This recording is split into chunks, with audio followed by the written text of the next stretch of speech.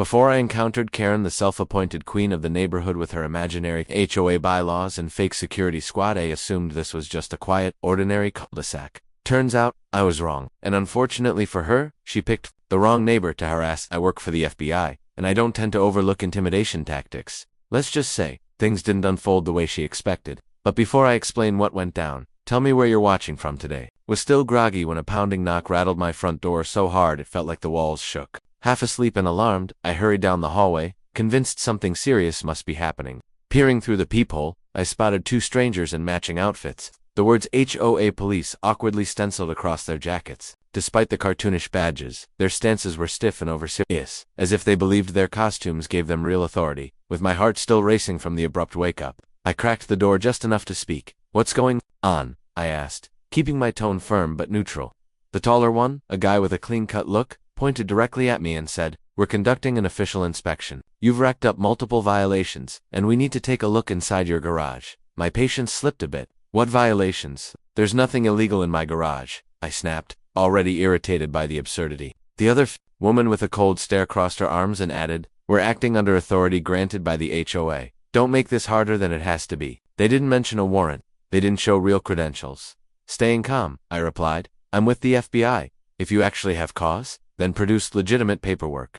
That made the tall guy smirk. "Even federal agents have to follow local rules," he said with a smug expression. That's when I noticed someone else standing behind them. Karen. She hovered just out of reach, watching with a fake smile, the kind that immediately sets your nerves on edge. My stomach dropped. I stepped forward onto the porch, locking eyes with her. "Karen, what's this all about?" I asked, voice steady. She raised her eyebrows and replied sweetly, "Just making sure everyone's playing by the rules." Her words dripped with condescension. "Your job doesn't give you a free pass," she added, feigning innocence. The female officer chimed in again. "We've had reports of questionable activity in your garage." Karen stood behind them, nodding like it was all so reasonable. I forced a bitter laugh. "Suspicious? How?" I asked. Karen tilted her head with a shrug. "Odd noises at night, strange movements, who knows? Could be something dangerous," she said, clearly enjoying herself. I clenched my jaw. "You realize how ridiculous this sounds," I told them. "If there's a real concern, I'll cooperate, but this is just intimidation." The tall one pulled out a flimsy sheet of paper. It had a few lines of printed text about an HOA investigation, but no seal, no signature, nothing official. I didn't budge. "That's not a valid document," I said sharply. "You have no legal grounds to enter my home." Karen let out a dramatic sigh behind them. "If you refuse, I'll have to note your noncompliance," she said smugly. I shot her a glare. "Since when does the HOA send people knocking like this?" I asked. "Last I checked, they handled landscaping and community events, not raids." The woman lifted her plastic-looking badge again and said, "There have been updates to our enforcement capabilities." She gestured for me to step aside. I stayed planted. "No chance," I said flatly. "Come back with real law enforcement." "Don't come back at all." The man stepped closer, eyes hard. "Don't test us," he warned. My anger surged, but I knew better than to escalate things on my front porch. As an FBI agent, I understood how fast a situation like this could spiral. Instead of reacting, I simply crossed my arms. "Try to come in without cause, and you'll be facing real charges," I said coldly. Karen, still watching from behind, gave a mocking grin. "You always think you're untouchable," she said. "Everyone around here knows it." Suddenly, my phone buzzed in my pocket. I pulled it out to see my supervisor's name glowing on the screen. That alone was enough to make my stomach tighten. He never called me this early. I turned slightly, and told the two wannabe cops to step back. The tall man muttered behind me, "This isn't over." I ignored him, and answered the call. My boss's voice came through, tight and urgent. "I need you in the office now. There's a situation." My blood ran cold. "Is this about me?" I asked. A beat of silence followed. "We'll talk when you get here," he said before hanging up. I turned back toward the door. Karen stood there, like she owned the place, towering over her plastic badge patrol. "I have to leave," I told them, voice even. "We'll continue this conversation another time." The woman with the fake badge shook her head. "If you walk away, we'll have to note your refusal to cooperate," she warned. Karen stepped in close, her glare sharp. "You're going to let the whole neighborhood see you back down?" I exhaled sharply. "Karen, this is nonsense. You have no legal authority to detain me," I reminded her. "I'm not the one arresting you," she replied, tilting her head with fake concern. "Beyond, I'm not stopping them." The male impersonator held out a pair of plastic zip ties, clearly trying to intimidate me. I didn't flinch. "Set those down," I said firmly. "Impersonating an officer is a felony, and you both know it." The woman lifted her radio to her mouth, but I doubted it connected to anything real. Karen let out a disapproving click of her tongue. You might want to start cooperating. They can write you up, she said with fake authority. My jaw tensed. When the tall guy waved those zip ties again, it became crystal clear. They weren't here to enforce anything, they were baiting me. I could feel it in their body language. This whole thing was staged to force a reaction. I straightened up and drew a deep breath. I've already said I have an urgent matter at my real job, I stated. Step off my property. Karen didn't back down. We'll be keeping an eye out, she said coolly. The HOA pays attention to everything. That actually made me laugh. Maybe the real HOA does, I said, but you're not them. The tall man thinned his lips into a tight line. This is your final warning, he said, then turned to Karen, who gave a small nod. I looked each of them dead in the eyes. Try anything further, and I'll make sure disciplinary reports are filed for impersonation and harassment. But the woman lifted her phone and snapped a picture of me before retreating. Just for the file, she said with a smirk. Karen gave me one last smug look. Smile while you still can, she sneered. I stood there unmoving, until they finally left my lawn. Then I slammed the door shut behind me, my gut still twisted in knots. My phone buzzed again. It was my boss, messaging with a single word, urgent. My whole body was coiled tight, tension humming in my chest. This wasn't how I'd planned to start my day. I needed a few minutes just to breathe and get my focus back. Karen's smug little smirk still played on repeat in my head. Eventually, I grabbed my keys and headed out. As I passed her house, I noticed her car was no longer parked outside. That didn't ease my nerves. It made me wonder if she was hiding somewhere, watching from the shadows, already plotting her next move. With my thoughts spiraling and heart pounding, I drove off, trying to shake the feeling that Karen had already twisted the story to our neighbors. At the end of the street, the fake patrol car sat idle, engine off and windows dark. But that wasn't what truly unsettled me. My boss's voice on the phone had carried a weight that rattled me far more than any HOA stunt. As I merged onto the main road, I kept glancing in the rearview mirror, half expecting those imposters to tail me. But the road behind me stayed clear. I couldn't decide which threat felt worse. The professional storm waiting at the office or the neighborhood circus unfolding at my doorstep. By the time I pulled into the FBI field office parking lot, I was bracing myself for anything. Inside, I found my supervisor pacing the hallway with a grim look etched across his face. Took you long enough, he muttered before gesturing me into his office. I stepped in and shut the door, my pulse roaring in my ears. Mind telling me why local enforcement is accusing you of threatening behavior? He snapped. I explained. Everything, Kieran. The costumes, and the fact that those officers had no real authority. He studied me silently for a moment before speaking. We've got a mess on our hands, he said. The higher-ups are involved now. They're questioning your conduct, and my hands are tied if this keeps going. My stomach dropped. I swear I didn't do anything wrong, I said. He ran a hand down his face and added, someone's setting you up.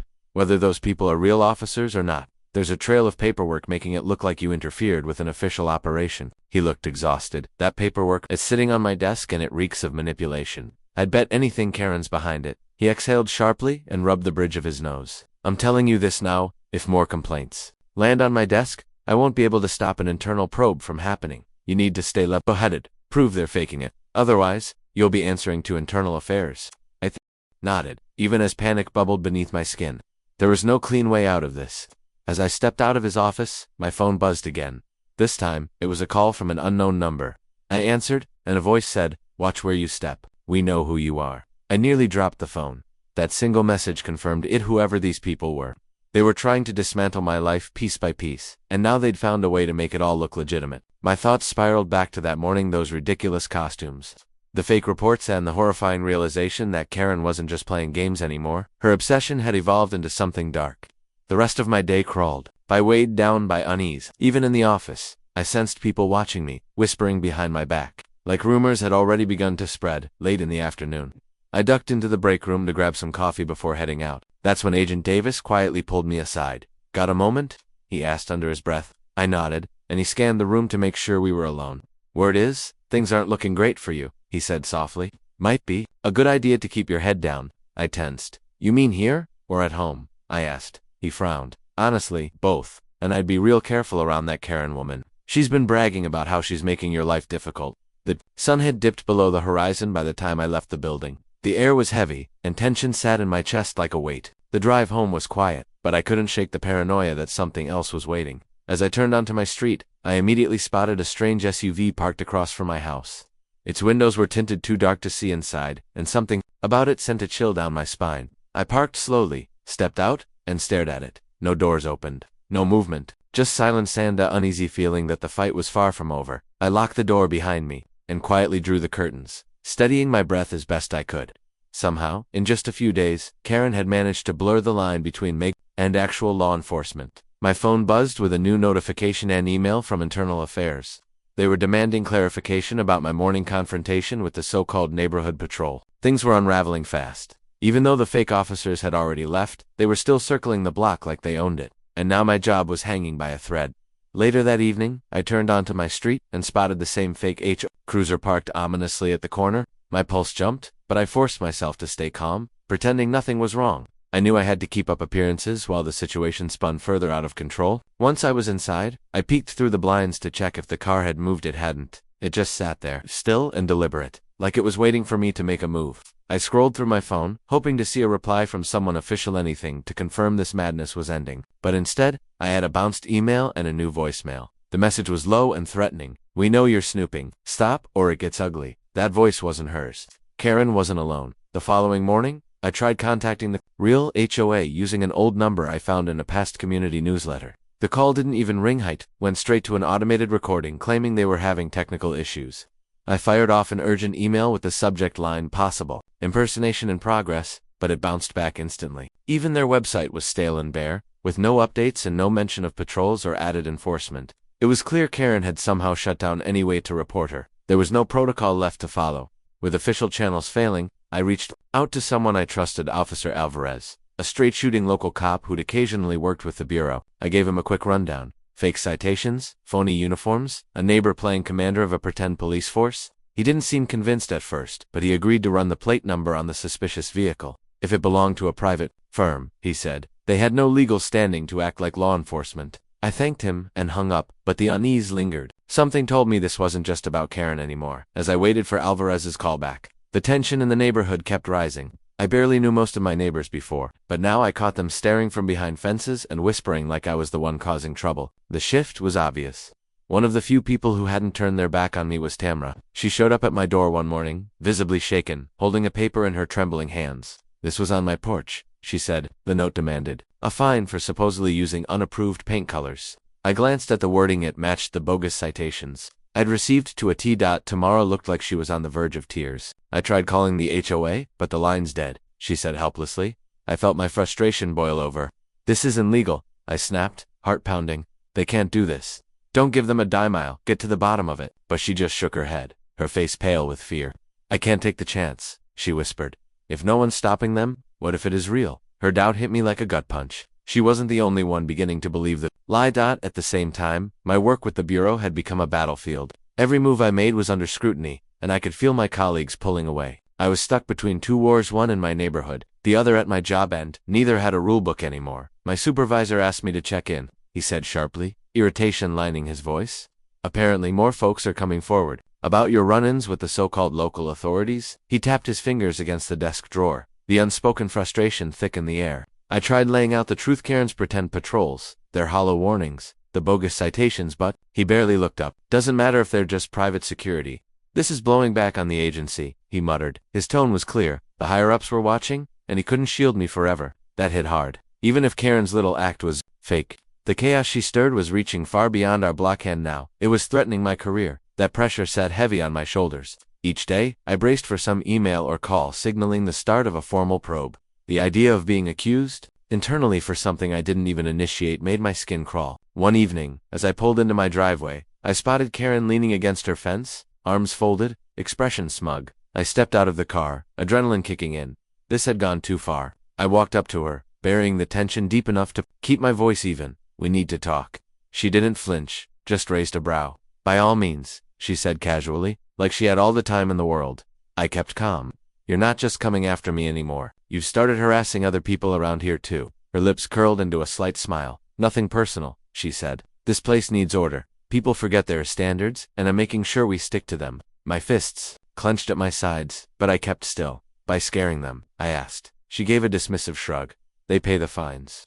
They follow instructions. I don't see for I see results." My stomach turned. This wasn't enforcement. It was coercion. With a smile. "What exactly are you trying to accomplish?" I asked, trying to make sense of her twisted sense of justice. She tilted her head, slightly, pretending to be confused. "What's the goal?" "I'm cleaning things up. You're the only one resisting."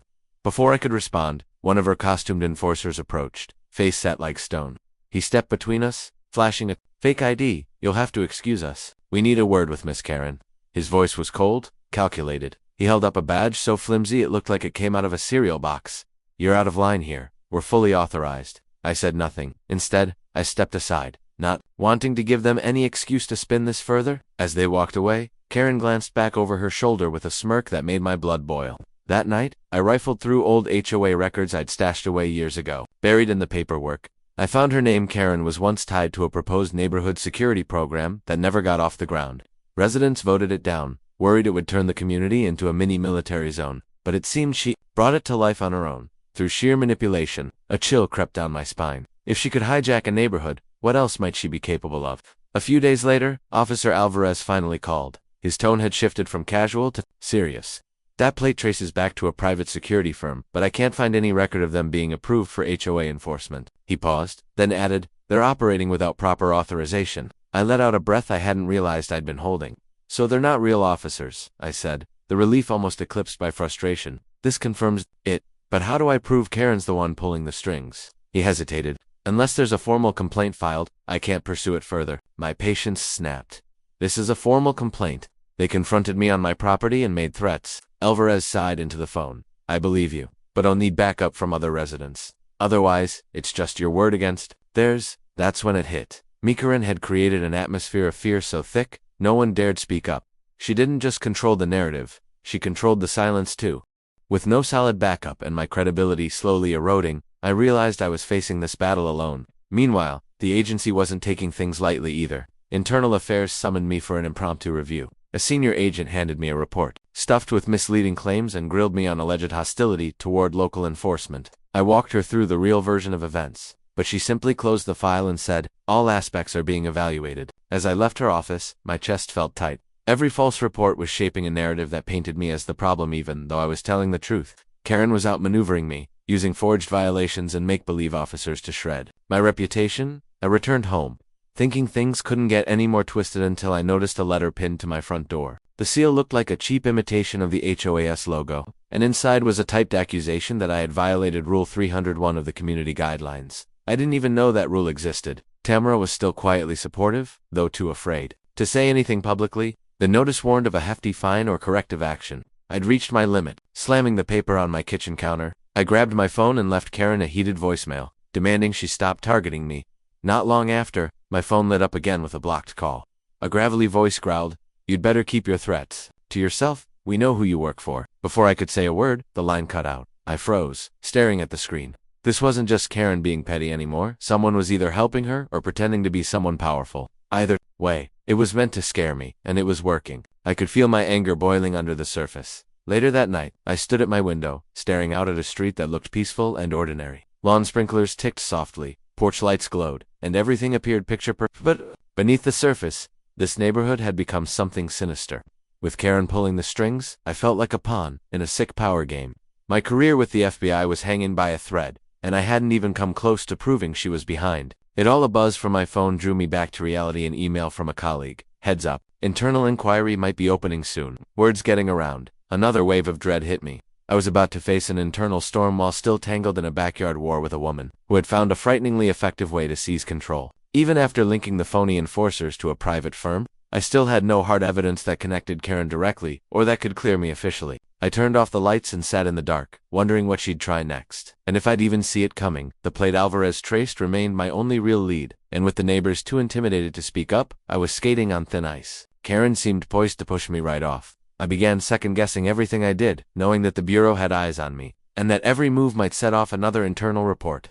I couldn't even walk outside without feeling like I was being watched. Sometimes it was the black SUV lurking at the end of the block. Other times, it was the side glances from neighbors who once smiled, but now shut their doors when I passed, hoping to clear my head. I decided to run a simple errand and hit the grocery store after dark. Maybe a bit of normalcy would help me decompress. As I reversed out of the driveway, I spotted someone crouched behind Karen's front hedge. My stomach dropped. I kept driving, but my hands were shaking. Halfway to the store, another call came in. No name, no ID. I hesitated, then answered. A low voice issued a blunt warning. "Stop poking around. This is your last chance." Before I could respond, they hung up. My fingers went numb. Returning home, I found a damp, wrinkled flyer tucked under my windshield wiper. My heart sank as I read it. Karen was openly recruiting so-called HOA police volunteers, inviting people to her house for a meeting. She'd even listed a membership fee to cover uniforms. It was all spelled out in black and white, her whole plan, right there on paper. If anyone bought into this, she'd soon have a full crew of self-declared enforcers marching around, emboldened by her illusion of authority. I snapped a picture of the flyer as evidence, then shredded it. I wasn't about to let her propaganda blow across my yard. As I looked up, I noticed movement behind Karen's curtain. She'd been watching me the entire time I walked up the steps, aware that she might have been watching from her window, but I didn't care anymore. Once inside, I locked the door and dumped everything I'd collected onto the dining room table: notes, citations, printed emails, old notices. I started piecing together a timeline, trying to map out how Karen had hijacked what used to be a basic community association. One by one, her fake notices and citations had chipped away at the normal structure. She'd created a vacuum confusion and then stepped into it like a self-declared ruler. But I kept wondering, why go this far? And who else had a stake in it? The voice from the phone calls didn't belong to any neighbor I recognized. It carried weight, authority. Someone was helping her, someone who didn't just play pretend. That night, I called Tamra and asked if she'd come by. She agreed immediately and arrived carrying a thick folder of documents. She placed it on the table and opened it up. I went digging through old newsletters, she said, flipping through pages. Karen was listed as head of the events committee. A few years back, I think that's where all this started. We used to think she just liked organizing bake sales and movie nights. Now, it seemed obvious she had more ambitious plans all along. I scanned the documents while Tamra pointed out a few sections. Her hands trembled as she read aloud a line from an old memo. All neighborhood security policies will be revised for safety purposes. The note had been signed by Karen, with a vague mention of external compliance officers. Tamra turned to me, eyes full of concern. "Do you think any of this is even legal?" she asked. I shook my head.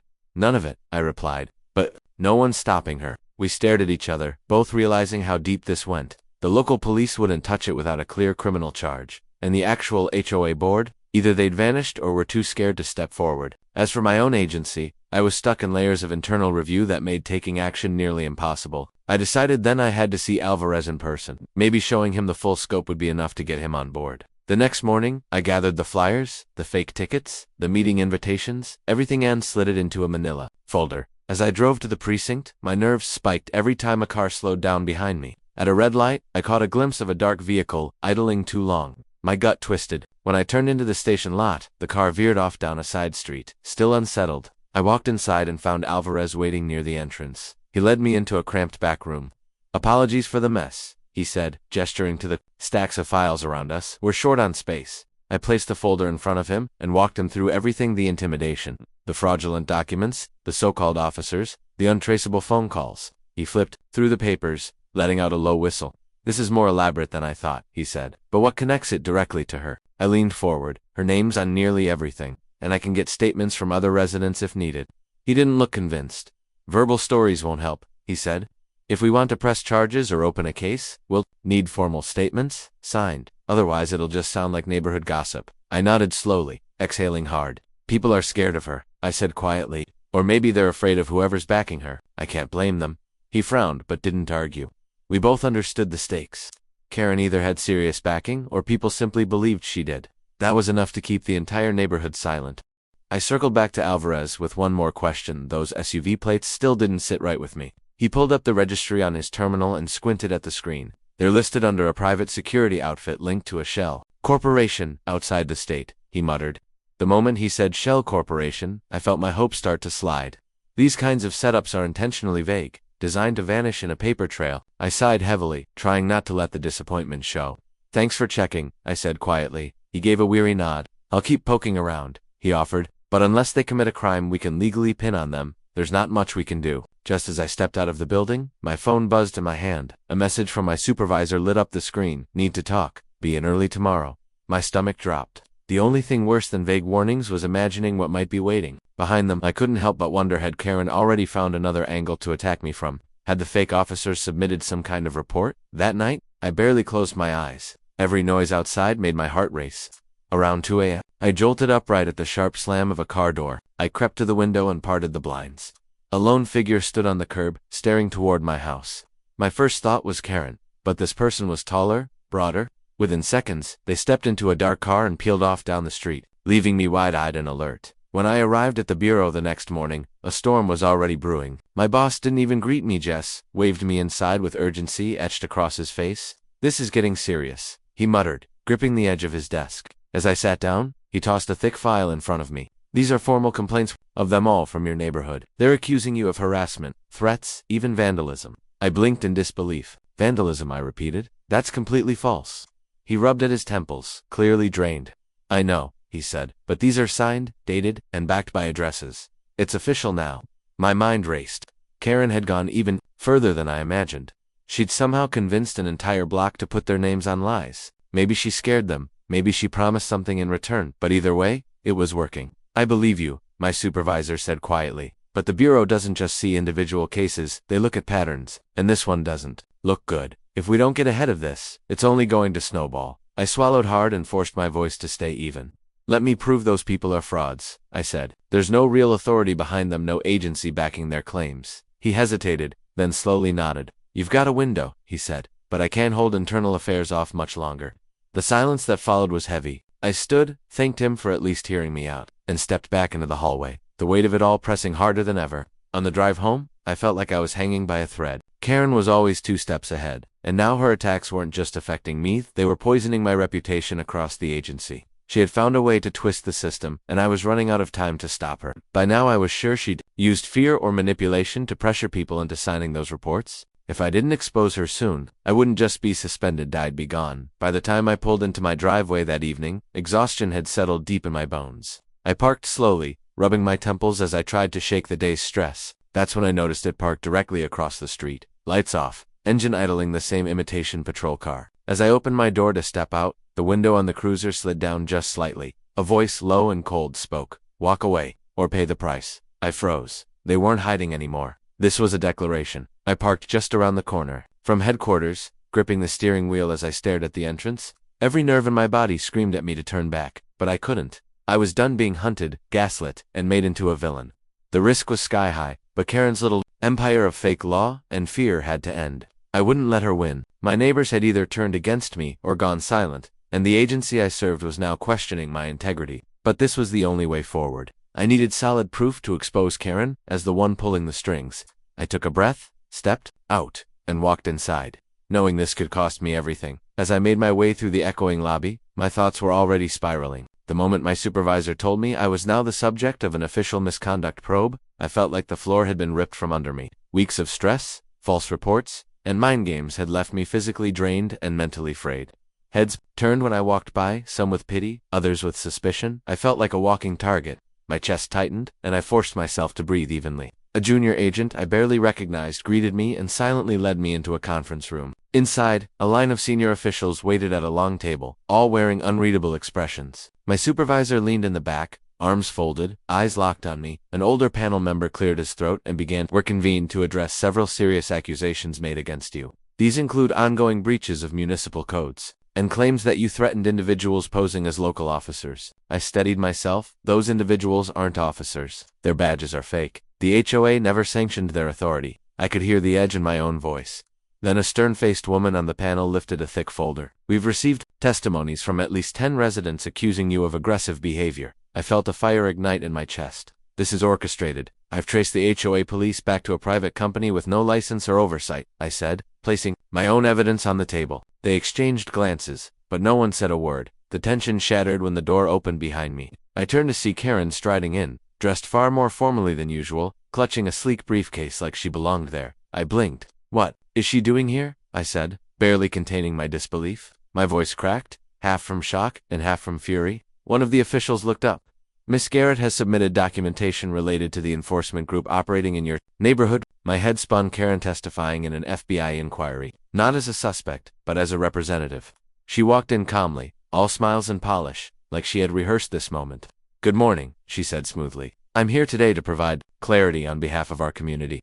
I glanced over at my supervisor, who looked just as blindsided as I was. Clearly he hadn't expected this either. I stood still, jaw clenched, as Karen gracefully opened her briefcase. She laid out a neat bundle of reports, lining them up in front of the panel like she was presenting at a board meeting. These documents outline repeated disturbances, suspicious activity, and reports of possible break-ins tied to this agent's residence, she explained without a trace of doubt in her voice. "We've made multiple efforts to involve him. in our neighborhood safety efforts, but he declined, citing jurisdiction. I burst out, "That's not true." But she didn't flinch. She kept going like she hadn't heard me. She let out a gentle sigh, turning the page slowly for effect. "Our goal has always been community safety," she said in a measured, patronizing tone. "We created a volunteer-based patrol program to fill a gap the local government left behind. Nothing more. If Agent Thompson," she gestured toward me, "feels threatened by that, I believe it's a misunderstanding, not malice." Her words hung in the air like a trap, and the worst part, she delivered them with such elegance, such control, that the panel actually seemed to be listening. I did my best to keep my tone measured as I addressed the room. "Her story is inaccurate," I said, trying not to let the frustration show. "Karen's been orchestrating this for a while, bullying neighbors, threatening fines, fabricating documents to extort money." I looked around, hoping someone would acknowledge the absurdity of it all. One of the women on the board raised an eyebrow, then asked, "Do you have those documents with you now?" I shook my head. "I sent them to her email earlier this week." Karen responded with a subtle, disappointed shake of her head. "Unfortunately, there's no record of that message," she said softly. "Perhaps he's mistaken." My stomach sank. She'd planned every move, her calm delivery, her fake evidence, and now her efforts to frame me as unstable light was all landing just as she intended. Then, something unexpected happened. The lead investigator turned to Karen and said, "Before we proceed, I believe we need to disclose a personal connection." Karen offered a polite nod.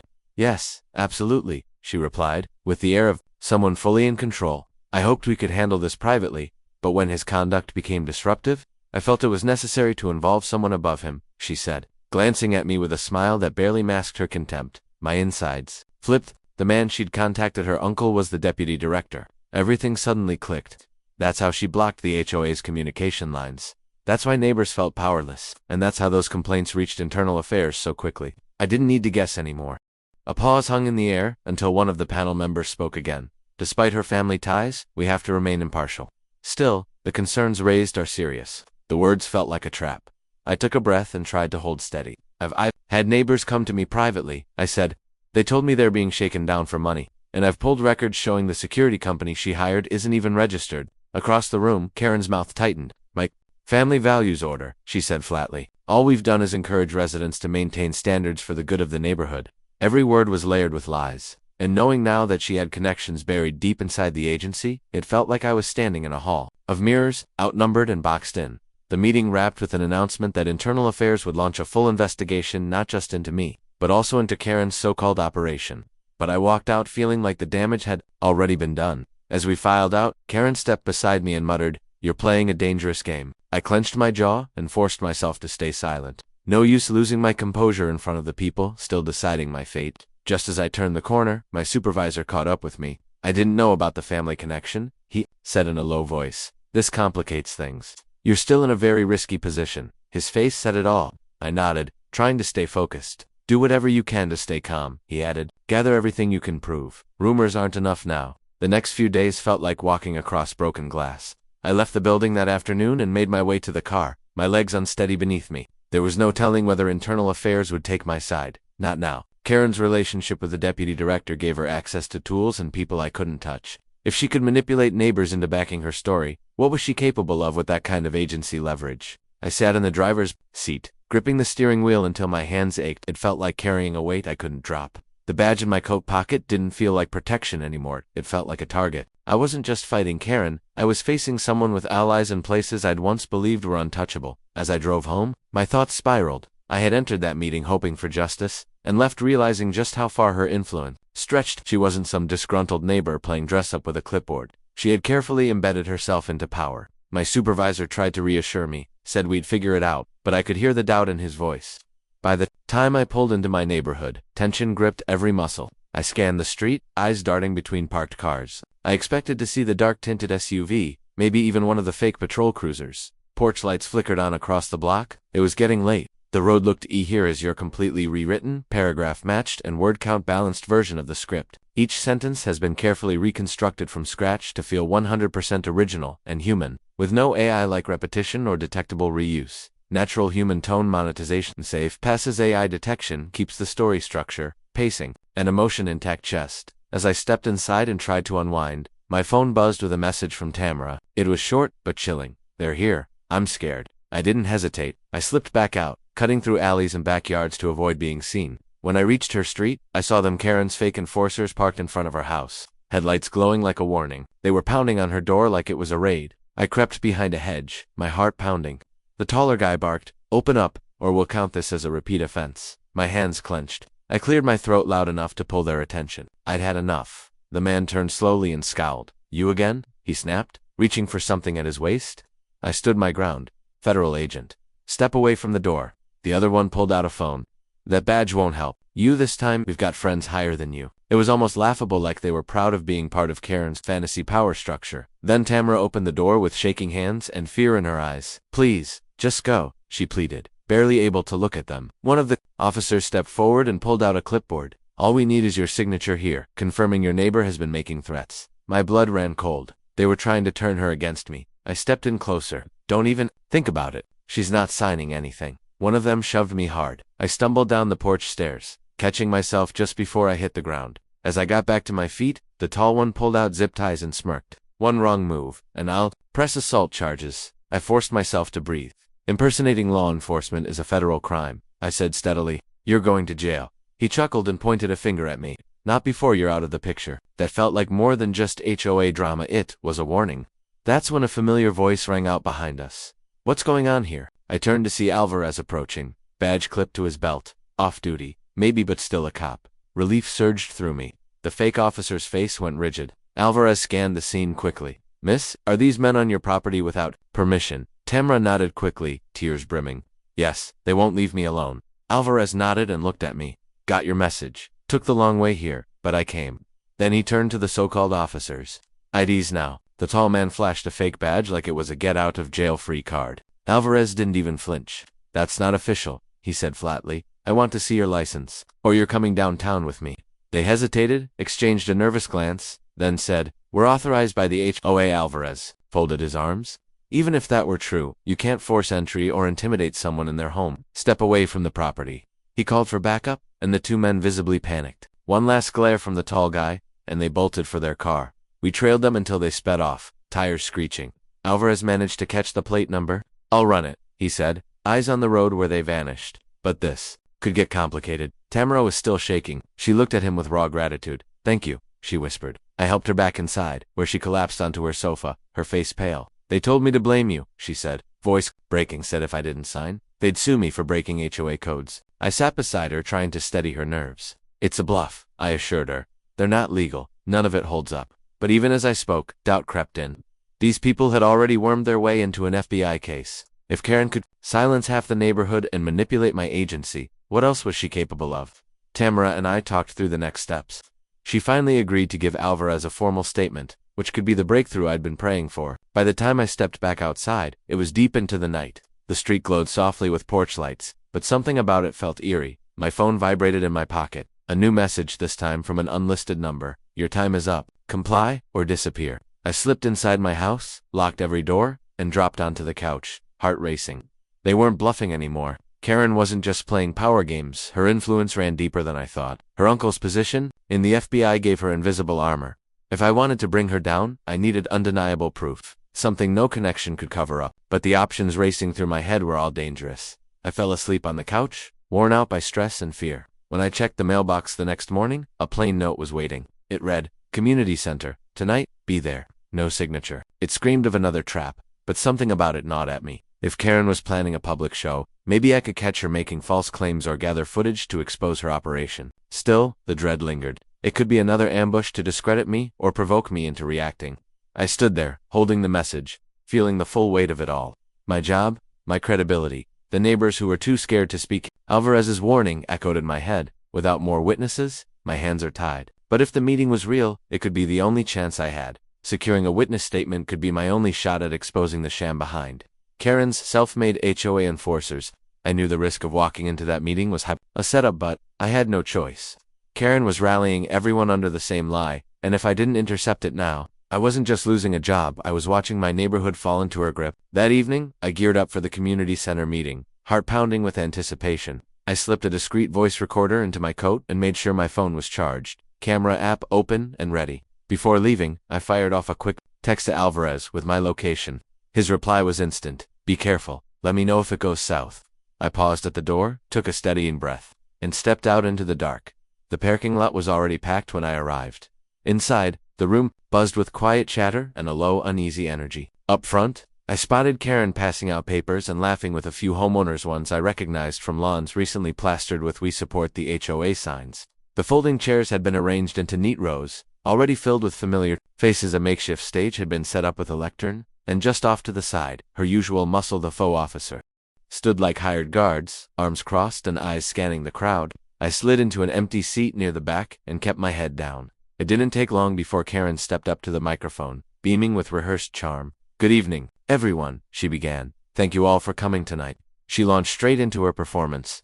"We've all noticed the rising tension in the neighborhood, broken rules, growing safety concerns, disorder. So I took the initiative to create a volunteer force focused on keeping our streets secure." Her tone was sugary sweet, but her words were sharp. Some neighbors clapped on cue. Others shifted in their seats, unsure whether to support or stay silent. Karen pressed on. "Unfortunately, a few individuals have pushed back against what we're trying to do here." Her eyes flicked toward me, just for a second, before she turned back to the crowd. "Thanks to our dedicated team," she said, gesturing to the men standing by, "we've already addressed dozens of issues: noise complaints, neglected lawns, suspicious late-night behavior." She let the word suspicious linger. "Or just working to protect the value of our homes." That was it. I couldn't sit there pretending anymore. I rose from my chair and said clearly, "That's a lie." The room shifted as heads turned toward me. Karen's expression tightened. "Excuse me?" she said, her voice sharp. I stepped forward, my voice louder this time. "Those men aren't law enforcement. They're from a private firm with no authority to write tickets or enforce anything." Her fake cops turned toward me. "This whole operation is a scam," I added. Gasps spread through the room. One of the fake officers took a step toward me, but I calmly lifted my badge. "Touch a federal agent, and you'll be arrested," I warned. He hesitated, glancing back at Karen for direction. I kept going. "These guys are just getting paid to intimidate people. Karen's been using them to bully neighbors, charge fake fees, and scare people into submission. It's illegal." Karen's jaw clenched as her face flushed with anger. "You're just upset because you refuse to follow rules like everyone else," she shot back, trying to stay composed. The audience was now murmuring loudly, caught between confusion and concern. I didn't flinch. "I have documentation," I said, pulling out my phone. "Screenshots, messages, receipts, proof that she's been targeting people who don't fall in line with her agenda." Karen's smile vanished. Her posture shifted into something colder. But the mood in the room was already turning. I noticed several neighbors exchanging looks, doubtful, even disturbed. I knew then that Karen had finally started to lose her grip. The mask she wore so well was cracking, and there was no putting it back together. Alvarez's findings made everything crystal clear. The so-called HOA enforcers had no legal standing. There was no signed contract between the neighborhood and the company supplying them. As that truth sank in, anxious whispers spread through the room like wildfire. A nervous-looking man stood up, eyes on Karen. "Wait, are you saying those guys aren't legitimate security?" she faltered, clearly unprepared. "They're volunteers," she replied, her voice shaky. That was my cue. "Volunteers can't write citations or detain people, and you've been inventing violations to line your own pockets," I said sharply. I gestured toward the stack of papers sitting beside her. "Let's take a look at these so-called fines. I bet none of them are official." People began crowding forward, curiosity overtaking fear. Karen reached for the pile, her fingers trembling, but a neighbor grabbed one first. He held the paper up, squinting at it. "There's no seal, no signature. This doesn't look official at all." Karen's expression went pale. "That's private," she barked, yanking the document from his hand, but the damage was done. The room began to stir. Phones came out. Photos were snapped. Murmurs turned to accusations. One of the fake enforcers threw up his hands. "I didn't sign up for this," he muttered, before bolting for the exit. The atmosphere shifted from suspicion to chaos in seconds until a calm but firm voice broke through the noise. Alvarez had just entered the building, looking every bit the professional, with authority in his step and a file under his arm. "We're currently investigating illegal enforcement activity and potential extortion," he announced. Karen froze in place, her posture collapsing under the weight of the moment. Alvarez stepped closer, removing a set of cuffs from his belt. "You'll need to come with me and answer some questions," he said plainly. Karen's voice cracked as she tried to regain control. "This is a setup. I have people in high places. You can't do this." She looked around for backup, for anyone to defend her. No one moved. The illusion had shattered, and she was standing alone in the wreckage. Alvarez looked at me briefly as he secured the cuffs. "Nice work," he said quietly. Around us, the neighbors who had stayed silent for weeks were starting to speak up, some angry, some ashamed. The fog Karen had cast over the community was finally beginning to lift. Tamara appeared at my side, eyes gleaming. "You really did it," she said softly. I nodded, heart still racing but grounded now in something real-truth. One by one, people came forward. A few apologized, admitting they had felt forced to go along with Karen's fake rules out of fear. I didn't blame them. I just gave a tired smile and kept listening. Later that week, Karen's uncle, the same deputy director who had shielded her behind red tape, abruptly resigned. He claimed he didn't know the full extent of her operation, but the fallout was too big to ignore. Official audits revealed that Karen had been pocketing the fines she'd forced others to pay. Her fake police squad vanished overnight, and the security company that enabled it is now facing civil lawsuits for unlawful conduct. Slowly, the neighborhood began to return to normal. Lawn signs disappeared, and real conversations started again. For the first time in a long while, people weren't looking over their shoulders. A few weeks later, my supervisor called me into his office. He studied me for a moment, then gave a rare, approving nod. "Internal Affairs cleared you," he said simply. "Turns out everything you claimed was spot on." He handed me a printed report. It confirmed that the complaints filed against me were withdrawn, and Karen's actions were officially labeled as unauthorized and unlawful. "You're fully reinstated," he added, his voice lighter than usual. Relief flooded through me. I wasn't just back, I had my name, my badge, and my peace of mind intact. As I stepped out into the hallway, I let out a breath I hadn't realized I'd been holding for weeks. Finally, the weight was lifting now. The neighborhood feels like what it used to be. The patrol cars are gone, the trumped-up violations have stopped, and Karen's grip has been broken. The only thing left is the occasional confused glance from someone still processing how close we all came to living under her twisted little regime. I catch myself smiling sometimes, remembering just how far things spiraled and how hard I had to fight to get us all back. She tried to turn our block into her personal kingdom, but in the end, truth and accountability were stronger than fear.